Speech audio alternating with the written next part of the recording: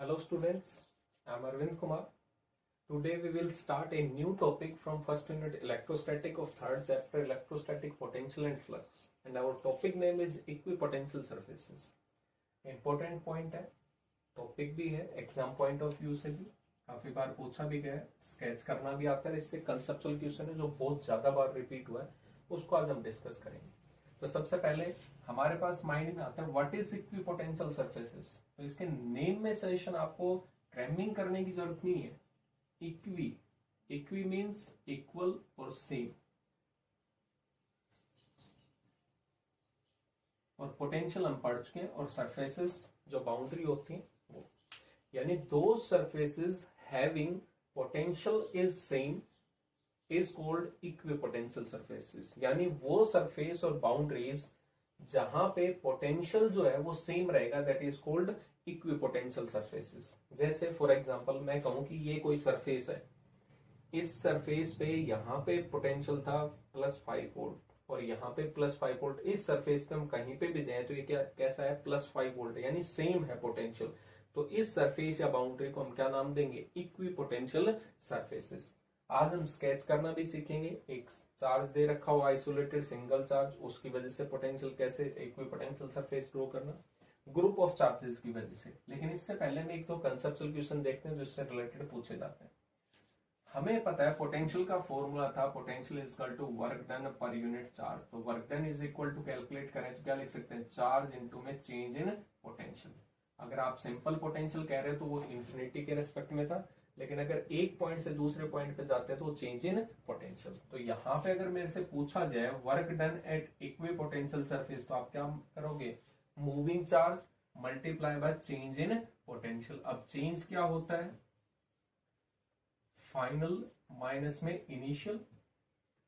अब यहाँ पे जैसे मैंने एग्जांपल दिया था, एक चार्ज को इस सरफेस पे मान लेते इक्विपोटेंशियल है, इस पॉइंट से एक चार्ज को मान लेते क्यू कूलम चार्ज था, क्यू कूलम चार्ज को इस पोटेंशियल से और मैं मूव करते हुए दूसरे एंड पे लेके जा रहा हूं। तो यहाँ पे पोटेंशियल इनिशियल जो था वो भी उतना ही है, फाइनल भी उतना ही, क्योंकि हम इस सरफेस को कैसे मान रहे हैं, इक्विपोटेंशियल।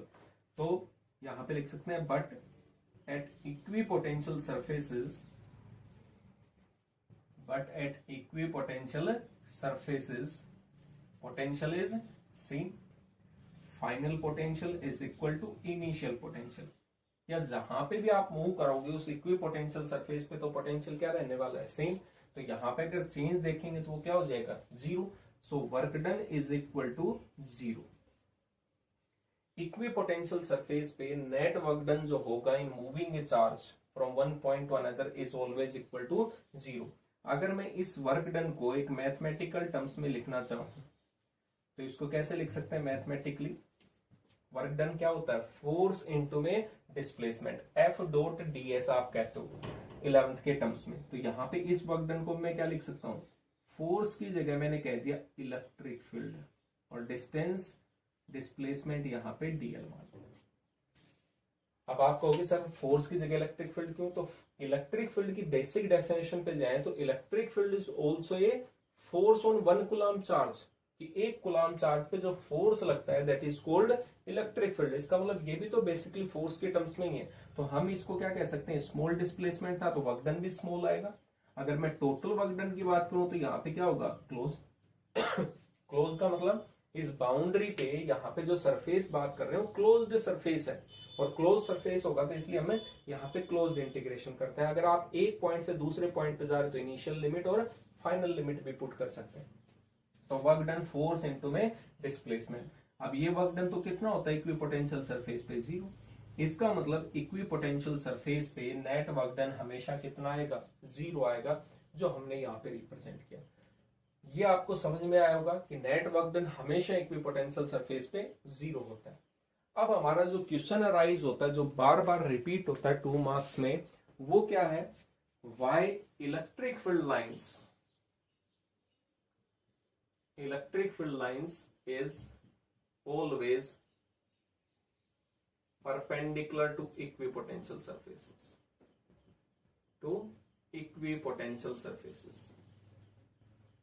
जो हमारे पास इक्विपोटेंशियल सरफेस है उसके ऊपर जो इलेक्ट्रिक फील्ड लाइंस होंगी वो हमेशा कैसी होंगी, परपेंडिकुलर। जैसे मैं सपोज करूं कि यहाँ पे एक चार्ज था, इससे 1 मीटर की डिस्टेंस पे आप इधर जाओ किधर भी जाओ 1 मीटर पे पूरा स्पीयर बनेगा। उस पूरे पे डिस्टेंस जो थी वो सेम थी। पोटेंशियल का फॉर्मूला आपको पता था कि क्यू अपॉन में आर। डिस्टेंस आपने 1 मीटर फिक्स कर दी किसी भी डायरेक्शन में, आर क्यू फिक्स्ड है, के फिक्स्ड है, इसका मतलब पोटेंशियल भी क्या रहेगा, सेम रहेगा। उसी को हम क्या बोलेंगे, इक्विपोटेंशियल सरफेस। तो ये मैंने एक लाइन ड्रॉ की, सर्कल आपको दिख रहा है, अदरवाइज ये स्पीयर होता है 3D में। इस स्पीयर पे हम कहीं पे भी जाएं, जैसे ये चार्ज मेरे हैंड के बिल्कुल सेंटर पे है और ये पूरी बाउंड्री इक्वल डिस्टेंस की, तो ये पूरी क्या होगी, इक्विपोटेंशियल सरफेस होगी। तो यहाँ पे ये जो लाइन आपको दिख रही है वो इक्विपोटेंशियल। मैं कहूं कि पॉजिटिव चार्ज से इलेक्ट्रिक फील्ड लाइंस कैसी होती है, हमेशा रेडियली आउटवर्ड। चाहे आप किसी भी डायरेक्शन में जाओ इधर, तो ये इलेक्ट्रिक फील्ड्स है। मैं कहूं कि एक चार्ज को इस सरफेस पे, इक्विपोटेंशियल सरफेस पे ए पॉइंट से स्मॉल डिस्प्लेसमेंट कवर करते हुए ए से, और मैं बी पॉइंट पे लिख आया, तो मूवमेंट कहां पे किया आपने, इक्विपोटेंशियल सरफेस पे, जो हम डीएल कह रहे हैं। इस पॉइंट से इस पॉइंट तक आया। इलेक्ट्रिक फील्ड जो है वो आपको दिख ही रहा होगा, पॉजिटिव से हमेशा रेडियली आउटवर्ड डायरेक्शन में होता है। तो जब हम पोटेंशियल पे जा रहे हैं तो यहाँ पे जितना पोटेंशियल उतना पोटेंशियल यहाँ पे था, तो चेंज इन पोटेंशियल कितना होगा, 0। तो यहाँ पे अकॉर्डिंग टू दिस डेफिनेशन हम ये कह सकते हैं E dot dl is equal to 0 जब हम इक्विपोटेंशियल सरफेस पे मूव करते हैं। इसको अगर एक्सपेंड करें तो क्या लिखेंगे, E dl cos theta is equal to 0। ये जो एंगल होगा वो किस किस के बीच में होगा, इलेक्ट्रिक फील्ड एंड डिस्प्लेसमेंट। अब डिस्प्लेसमेंट कहां पे हुई आपकी, इक्विपोटेंशियल सरफेस पे। इस सरफेस पे स्मॉल से डिस्प्लेसमेंट ए से बी तक, तो ये इक्विपोटेंशियल पे है। और इलेक्ट्रिक फील्ड कोई भी डायरेक्शन होगी, अभी देखते हैं। तो यहां पे but electric field is not equal to 0। जब किसी चीज का मल्टीप्लीकेशन 0 है तो वहां पे कह सकते हैं या तो ये 0 होगा, ये 0 होगा, ये 0 होगा। तो पहला केस में कह रहा हूं इलेक्ट्रिक फील्ड 0 नहीं, क्योंकि कहीं पे भी सोर्स चार्ज होगा तो उसकी वजह से कुछ ना कुछ इलेक्ट्रिक फील्ड तो होगा, यानी फोर्स तो लगेगा 1 कूलम्ब चार्ज पे। Electric field cannot be equal to 0। DL is also not equal to 0। क्यों, क्योंकि आप चार्ज को मूव करवा रहे हो इक्विपोटेंशियल सरफेस पे फ्रॉम ए टू बी। भले ये डिस्टेंस जो है वो कम है, लेकिन ये इक्वल टू 0 तो नहीं है। तो इसका मतलब यहां पे क्या हुआ, so cos theta is equal to 0। और कोस थीटा 0 कब होता है, when theta is equal to 90 degree. और थीटा 90 है, तो इसका मतलब किस किस के बीच में एंगल होना चाहिए। डॉट प्रोडक्ट ओपन किया था, इलेक्ट्रिक फील्ड एंड डिस्प्लेसमेंट। अब डिस्प्लेसमेंट कहां पे थी, पोटेंशियल सरफेस पे। और इलेक्ट्रिक फील्ड जो होगा वो पोटेंशियल सरफेस के क्या होगा, परपेंडिकुलर। इसलिए हम कहते हैं electric field is always perpendicular to equipotential surfaces.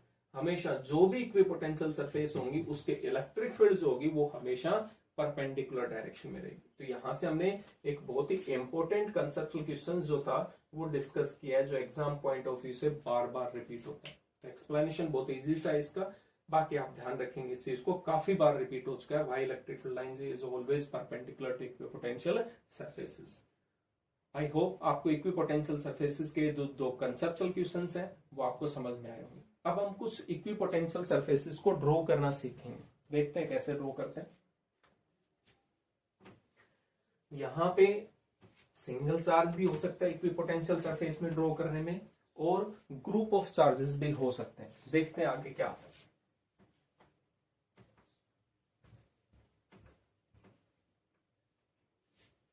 Draw some equipotential surfaces. First case में डिस्कस कर रहा हूं, due to single isolated charge. Isolated charge यानी अकेला चार्ज है, उसकी वजह से इक्विपोटेंशियल सरफेस ड्रॉ करो। मैंने यहां पे एक चार्ज कंसिडर कर लिया, प्लस क्यू चार्ज, कितना भी हो सकता है।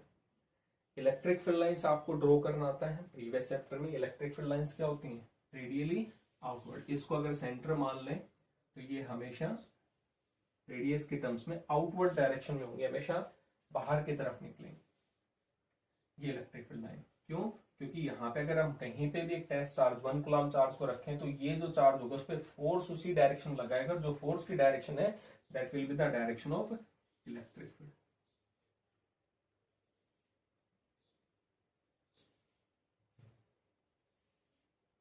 ये इलेक्ट्रिक फील्ड लाइंस हमने ड्रॉ की। अभी इलेक्ट्रिक फील्ड लाइन से ध्यान रखना, पोटेंशियल का फॉर्मूला हमें पता है कि क्यू अपॉन में आर है।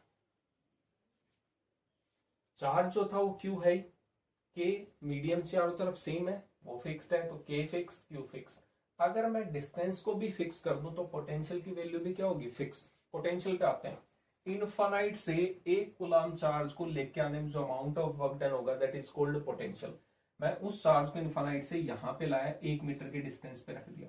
मैं 1 मीटर इधर भी रख सकता हूँ, 1 मीटर इधर भी रख सकता हूँ, आप कहीं पे भी रखो, अमाउंट ऑफ डिस्टेंस तो सेम है। इसका मतलब पोटेंशियल की वैल्यू भी क्या रहेगी, सेम। और ऐसी सरफेसेस को हम क्या कहेंगे, इक्विपोटेंशियल। तो यहाँ पे मैंने कहा कि 1 मीटर की डिस्टेंस पे रखा, तो यहाँ पे ये जो बाउंड्री बनी, ये जो सरफेस बनी वो कैसी होगी, इक्विपोटेंशियल सरफेस। इस पे यहाँ पे अगर मैं मान लू +10 वोल्ट है फॉर एग्जाम्पल, तो इस पॉइंट पे भी +10, इस पे भी +10, इस पे भी +10, इस पे पूरी बाउंड्री पे आप जाओगे तो सभी पे कितना होगा, +10 वोल्ट ही होगा। तो इसका मतलब ये जो सरफेस होगी पूरा 3D में होगा। जैसे फुटबॉल के सेंटर पे हम चार्ज रखते हैं, उसकी जो बाउंड्री होगी, सरफेस होगी, वो हमारे पास में क्या है, इक्विपोटेंशियल सरफेस, क्योंकि सेंटर से डिस्टेंस सभी की सेम है। यहाँ पे तो चार्ज सेम था, K सेम है, R की वैल्यू आपने इक्वल कर दी, तो इसका मतलब यहाँ पे पोटेंशियल पूरे पे 10 वोल्ट होगा। दूसरा केस, अगर मैं थोड़ी डिस्टेंस की वैल्यू को इंक्रीज करूं तो पोटेंशियल भले ही थोड़ा डिक्रीज हो जाएगा। अब मैं 1 मीटर की बजाय इस सेंटर से 2 मीटर डिस्टेंस लेता हूँ। 2 मीटर की डिस्टेंस पे जाएंगे तो इस पॉइंट पे पहुंचे, तो यहाँ पे इधर भी जाएंगे 2 मीटर डिस्टेंस, यहाँ पे भी 2 मीटर। तो अगर 2 मीटर को अगर हम कोइंसाइड करवाएं तो वहां पे भी पोटेंशियल की वैल्यू क्या रहेगी, सेम। इसका मतलब भले ही यहां से डिस्टेंस इसकी ज्यादा है, यहाँ पे हम मान लेते हैं कि इस बाउंड्री पे +5 वोल्ट है, लेकिन इस पे कहीं पे भी जाओगे तो कितना होगा आपके पास में, +5 वोल्ट ही होगा इस बाउंड्री के ऊपर। इसका मतलब ये भी अपने आप में इक्वल पोटेंशियल वाली सरफेस है, तो इसको भी हम क्या बोलेंगे, इक्वी पोटेंशियल सरफेस। अगर मैं 1 मीटर गया तो +10 वोल्ट, थोड़ा डिस्टेंस बढ़ाई +5 वोल्ट। अगर मैं 3 मीटर जाऊं तो पोटेंशियल, डिस्टेंस बढ़ाएंगे पोटेंशियल कम हो जाएगा। 3 मीटर जाते हैं, इधर जा सकते हो, 3 मीटर इधर जा सकते हो, उन सभी को अगर हम कोइंसाइड कराएंगे तो इस पे भी क्या होगा, पोटेंशियल की वैल्यू सेम। यहाँ पे अगर हम बात करें तो मान लेते हैं +3 वोल्ट है, तो इस पूरी बाउंड्री पे कहीं पे भी जाएंगे तो +3 वोल्ट होगा। इसका मतलब ये फर्स्ट सर्कल, ये सेकंड सर्कल, ये सर्कल, ये सारे के सारे आपस में कैसे होते हैं, इक्वी पोटेंशियल सरफेसेस होते हैं। यहाँ पे आपको सर्कल दिख रहा होगा, बट एग्जैक्टली क्या होता है, 3D में स्पीयर होते हैं। तो इन सभी को हम क्या बोल सकते हैं, दीज आर कंसेंट्रिक स्पीयर्स, जिनका सेंटर कॉमन होगा। सेंटर कौन होगा, चार्ज इटसेल्फ, जो चार्ज होगा पॉइंट चार्ज, वो इनका सेंटर होगा। And these equipotential surfaces are concentric spheres. ध्यान रखेंगे, इस पे पोटेंशियल सेम है, ठीक है। एक सरफेस से दूसरी सरफेस पे जाओगे तो पोटेंशियल का डिफरेंस आएगा। These 2 spheres are not equipotential surfaces. यहाँ पे ये पूरा इंडिविजुअल जो ये बाउंड्री है वो इक्विपोटेंशियल है, ये इंडिविजुअल अपने आप में इक्विपोटेंशियल, ये इंडिविजुअल, लेकिन आपस में एक से दूसरे पे पोटेंशियल की वैल्यू डिफर करती है। These are not equipotential surfaces. अगर हम दूर होते जाएंगे, सेपरेशन बढ़ाते जाएंगे, पोटेंशियल कम होता जाएगा। पोटेंशियल कम होगा तो इनके बीच में सेपरेशन भी बढ़ता जाएगा। यहाँ पे थोड़ा कम था, इसमें थोड़ा ज्यादा हुआ, इसमें और ज्यादा होगा। और अगर हम और ज्यादा डिस्टेंस पे जाएंगे जहां पे 1 वोल्ट होगा तो इनके बीच में जो सेपरेशन होगा इक्विपोटेंशियल सरफेस में वो और भी ज्यादा होगा। तो इस चीज का ध्यान रखेंगे, जहां पे पोटेंशियल ज्यादा होगा वहां पे गैप, इलेक्ट्रिक फील्ड स्ट्रॉन्गर होगा वहां पे नजदीक नजदीक इक्विपोटेंशियल सरफेस होंगे। जहां पे इलेक्ट्रिक फील्ड लाइंस वीक होती जाएंगी, दूर जाते जाएंगे इलेक्ट्रिक फील्ड वीक, तो इक्विपोटेंशियल सरफेस भी सेपरेशन बढ़ता जाएगा। ये तो एक सिंगल चार्ज की वजह से था पॉजिटिव। यहाँ पे मैं कह दूं कि पॉजिटिव की बजाय मैं नेगेटिव ले लूं तो ज्यादा डिफरेंस नहीं है, सिर्फ इलेक्ट्रिक फील्ड लाइंस किधर कर दोगे आप, टुवर्ड्स, क्योंकि नेगेटिव चार्ज के लिए रेडियली इनवर्ड होती है। बाकी सरफेस जो होंगी इक्विपोटेंशियल सरफेस वो सेम होती है। अभी जो हमने डिस्कस किया था, electric field lines is always perpendicular to equipotential surface. यहाँ पे अगर ध्यान से देखें तो ये रेडियस है और ये क्या थे, स्फीयर। एक तरीके से हम सर्कल मान ले, सर्कल के ऊपर जो रेडियस होती है वो हमेशा कैसी होती है, परपेंडिकुलर। यहाँ पे एंगल देखें तो ये हमेशा कितना बनाएगा सरफेस पे, प्रॉपर्टी होती है एक, radius is always perpendicular to tangent on the circle. तो यहाँ पे भी क्या होगी, इलेक्ट्रिक फील्ड लाइन जो थी वो हमेशा पोटेंशियल के ऊपर इक्विपोटेंशियल सरफेस पे क्या होगी, परपेंडिकुलर होगी। ये बात आपको गांठ बांध के अच्छे से रखनी, ठीक है, बहुत इंपॉर्टेंट क्वेश्चन था, तो ये ड्रॉ करना भी आ गया। तो ये सिंगल पॉइंट चार्ज की वजह से था। अगर मैं कह दूं ग्रुप ऑफ चार्जेस की वजह से बताओ, ग्रुप ऑफ चार्जेस। तो ध्यान देंगे ग्रुप ऑफ चार्जेस यानी एक से ज्यादा चार्जेस होंगे, तो ग्रुप जो सिमिलर चार्जेस का भी हो सकता है और डिफरेंट अपोजिट पोलरिटी का भी। तो यहां पे मैं सेम चार्जेस के लेके चल रहा हूं, एक पॉजिटिव ये है, एक पॉजिटिव ये है, ठीक है। ध्यान से देखेंगे इस चीज के बीच में, यहां पे अगर मैं 1 मीटर के डिस्टेंस पे आता हूं तो इसका मतलब यहां पे क्या होगा, मान लेते हैं 1 मीटर के डिस्टेंस पे इस चार्ज की वजह से +1 वोल्ट है। कितना है यहाँ पे +1 वोल्ट, या ये कह सकते हैं +5 वोल्ट है। कितना यहाँ पे +5 वोल्ट। इसका मतलब यहां पे इस पॉजिटिव चार्ज की वजह से 1 मीटर डिस्टेंस पे +5 वोल्ट था। इसका भी तो कंट्रीब्यूशन होगा ग्रुप ऑफ चार्जेस में, इसका मतलब इस चार्ज की वजह से भी पोटेंशियल होगा। तो यहाँ पे इसकी वजह से मैंने मान लिया +1 वोल्ट। 1 मीटर डिस्टेंस इधर जाएंगे तो यहाँ पे इस चार्ज की वजह से इक्वल डिस्टेंस से कितना आएगा +5 वोल्ट। बट अब की बार इस चार्ज की डिस्टेंस जो थी वो ज्यादा होगी तो पोटेंशियल की वैल्यू क्या होगी, कम। तो इसका मतलब मैंने मान लिया कि यहाँ पे कितना होगा 0.1 वोल्ट मान लिया फॉर एग्जांपल इस चार्ज की वजह से। तो यहाँ पे नेट पोटेंशियल 5.1 वोल्ट, यहाँ पे दोनों को ऐड करेंगे तो 6 वोल्ट। अब इसको कैसे करें हम, तो यहाँ पे अगर वोल्टेज ज्यादा होगी पोटेंशियल तो हमें तो इक्वी पोटेंशियल सरफेस ड्रॉ करनी थी। यहाँ पे 5.1 है तो इसका मतलब मैं अगर यहाँ पे सेपरेशन को बढ़ा दूं, इधर से 1 मीटर की बजाय थोड़ी डिस्टेंस को आगे कर दें तो इसकी वजह से पोटेंशियल कम हो जाएगा, इसका थोड़ा कंट्रीब्यूशन बढ़ेगा, लेकिन पोटेंशियल तो कितना आ जाएगा 5.1 वोल्ट आ गया। तो इसका मतलब अगर ग्रुप ऑफ चार्जेस है और दो सिमिलर नेचर के चार्जेस हैं तो उनके बीच में सेपरेशन जो होगी वो ज्यादा होगी इक्विपोटेंशियल सरफेस में और आउटसाइड में कम होती जाएगी। तो यहाँ पे इक्वल नहीं होगी क्योंकि दूसरे चार्जेस का भी इफेक्ट यहाँ पे होता है। अब ड्रॉ कैसे करेंगे वो देखेंगे ध्यान से। मैंने यहाँ पे ग्रुप ऑफ चार्जेस में दो चार्जेस लिए, एक ये पॉजिटिव, एक ये पॉजिटिव। यहां पे ड्रॉ करेंगे तो एक इनका सेंटर लाइन होगा, ठीक है, बीच में। यहां पे अगर हम बात करें तो इधर पोटेंशियल कम था, इधर हमने डिस्टेंस बढ़ा दिया, इधर थोड़ा सा सेपरेशन ज्यादा होगा। यहां पे हम बात करें ये डिस्टेंस थोड़ी बढ़ा दी। यहां पे अगर हम बात करें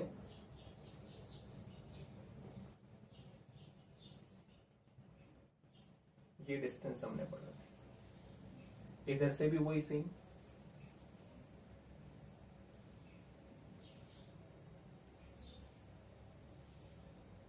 ठीक है, ऐसे ही इधर से। तो इसका मतलब यहाँ पे जो सेपरेशन है वो ज्यादा होगा और इस साइड से सेपरेशन कम होगा।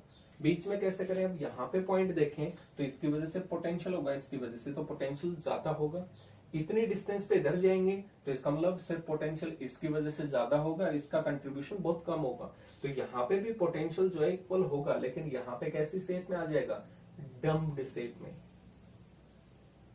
यहाँ पे जो डिस्टेंस कम क्यों थी, इसका भी कंट्रीब्यूशन था, इसका भी था। यहाँ पे बात करेंगे तो सिर्फ इसी का ज्यादा कंट्रीब्यूशन था, इसी का बहुत कम कंट्रीब्यूशन था, इसलिए इससे सेपरेशन थोड़ी ज्यादा हो जाती है। यहाँ पे बात करें तो ये डम्प्ड लाइक स्ट्रक्चर भी बनेगी।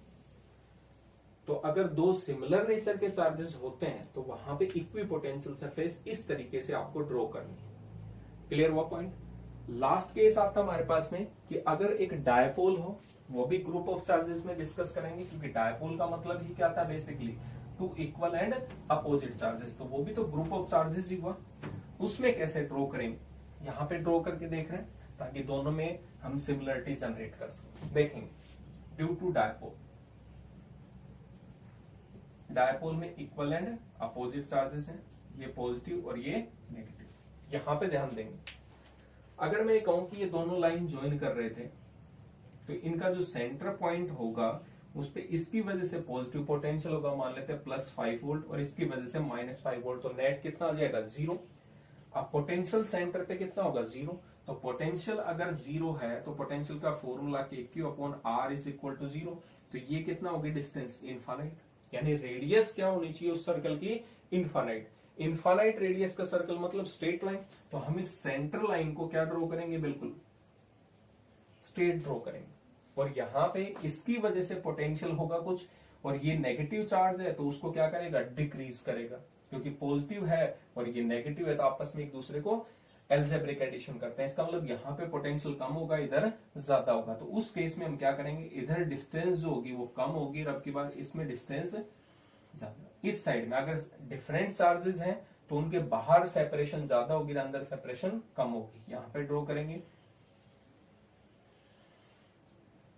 यहां पे बात करेंगे ऐसे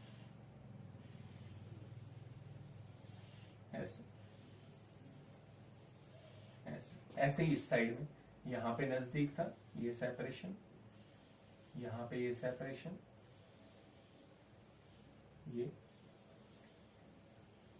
सेपरेशन, ये सेपरेशन। और यहां पे हम बात करें तो बहुत बड़ा सर्कल बनता जाएगा, इधर से बहुत बड़ा सर्कल बनता जाएगा। जहां पे पोटेंशियल बिल्कुल मिड पॉइंट होगा वहां पे जीरो, तो वहां पे कैसी होगी, एक स्ट्रेट लाइन होगी। तो ये एक डायपोल की वजह से इक्विपोटेंशियल सरफेस, आपको याद करने के लिए कैसा होगा, जैसे आप ऐसे इस तरीके से हम कहीं पे देखते हैं तो उस टाइप की कुछ स्ट्रक्चर हमें दिखाई दे रही। डिफरेंट नेचर चार्ज है, बीच में सेपरेशन कम होती जाए क्योंकि एक दूसरे का पोटेंशियल कम करेंगे। सेम नेचर के चार्ज हैं, बीच में सेपरेशन ज्यादा होगी क्योंकि उनमें पोटेंशियल ज्यादा होगा, इसलिए हम सेपरेशन को इंक्रीज कर देते हैं पोटेंशियल को बैलेंस करने के लिए। एक लास्ट है कि आप उसको एग्जांपल के तौर पे कैसे करोगे। कह रहा है कि draw the equipotential surfaces for the uniform electric field. अब यूनिफॉर्म इलेक्ट्रिक फील्ड में कैसे ड्रॉ करेंगे, यूनिफॉर्म मतलब जिनका मैग्नीट्यूड एंड डायरेक्शन सेम रहे। ये इलेक्ट्रिक फील्ड लाइंस है। अभी मैंने कहा इलेक्ट्रिक फील्ड लाइंस जो होती है वो हमेशा इक्विपोटेंशियल सरफेस पे परपेंडिकुलर।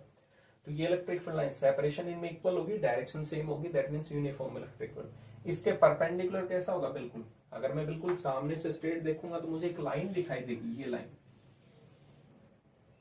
ये लाइन, ये लाइन। अगर यूनिफॉर्म इलेक्ट्रिक फील्ड है तो इक्विपोटेंशियल सरफेस में डिस्टेंस भी क्या होगी, इक्वल होगी। अगर नॉन यूनिफॉर्म होता है तो वहां पे भी डिस्टेंस अलग अलग होती है, तो इसलिए उन शेप में अलग आ रही थी। ये तो स्ट्रेट लाइन है आपको जो दिखाई देती है। अब कोई ये भी कह सकता है कि मुझे तो ये सरफेस जो थी बाउंड्री वो थोड़ा सा साइड से देखेंगे तो पूरी बाउंड्री दिखाई दे रही, तो उसको कैसे ड्रॉ कर सकते हैं, इस तरीके से। ये भी अपने पॉइंट ऑफ पे ठीक है, 3D रिप्रेजेंटेशन है ये। और आप जो स्ट्रेट लाइन थी ये, इसको भी ड्रॉ कर सकते हो, ये भी बिल्कुल एक्जेक्टली सेम, बस रिप्रेजेंटेशन का फर्क है। ये 3D में दिख गया, या आपको थोड़ा सा साइड में देख रहे हैं तो बाउंड्री, और बिल्कुल सामने से देखेंगे तो बिल्कुल स्ट्रेट लाइन हो। तो I hope you understand the drawing of equipotential surfaces and some conceptual questions. Thank you.